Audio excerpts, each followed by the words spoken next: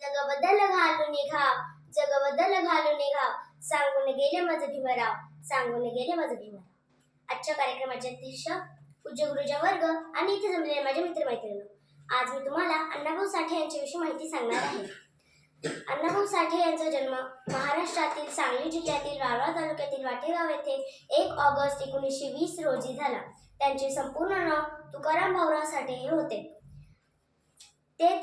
त्यांनी अण्णाभाऊ साठे हे केवळ 1.5 दिवस शाळेत जाऊन तब्बल 13 लोकनाट्ये, 13 कथा, 6 नाटक, 35 कादंबऱ्या, 15 पोवाडे आणि 7 चित्रपटांचे कथालेखन त्यांनी केले. फकीरा, वारजेचा वाघ, पाजर, गुराम, वेल अशा प्रसिद्ध कादंबऱ्या, कृष्णकाठच्या कथा, गजाआड, चिरनगरीची भूत, जिवंत कारतूस असे कथासंग्रह त्यांनी लिहिले आणि रशियाचा प्रवास हे पुस्तक लिहिले. अण्णाभाऊ साठे यांच्या फकीरा या कादंबरीला राज्य शासनाकडून सर्वोत्कृष्ट मराठी कादंबरी म्हणून गौरविले. अण्णाभाऊ साठे यांच्या माकडाची चाळ ही कादंबरी भटके विमुक्त जातीचे चित्रण करते. अण्णाभाऊ साठे यांनी भारताला स्वातंत्र्य मिळवून देण्यास विशेष योगदान दिले. त्यांनी संयुक्त महाराष्ट्र चळवळीतून गोवा मुक्ती संग्रामामध्ये विशेष सहभाग घेतला. भारत स्वातंत्र्यानंतर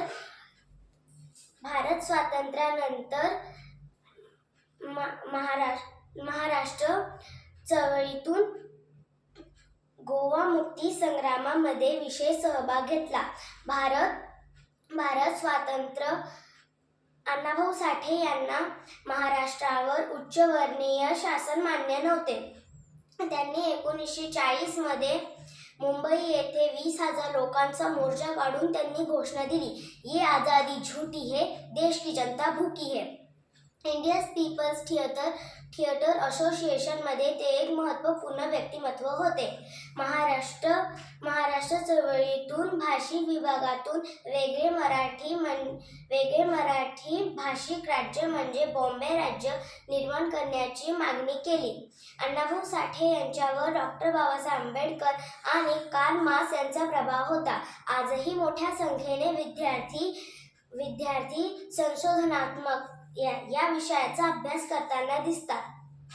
अशा लोकशाहीर अण्णाभाऊ साठे यांचा 18 जुलै 1969 रोजी गोरेगाव, मुंबई येथे निधन झाले. जय हिंद, जय महाराष्ट्र.